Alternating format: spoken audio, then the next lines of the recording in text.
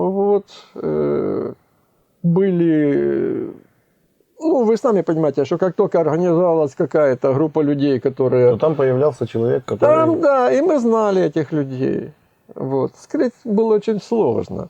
Вот. Мы знали этих людей, мы их просто сторонились. Вот надо нам поговорить, мы выходили куда-то в сторону, и все. Ну, и особой крамолы там не было. То есть антисоветчиной вы не баловались? Антисоветчины там не было.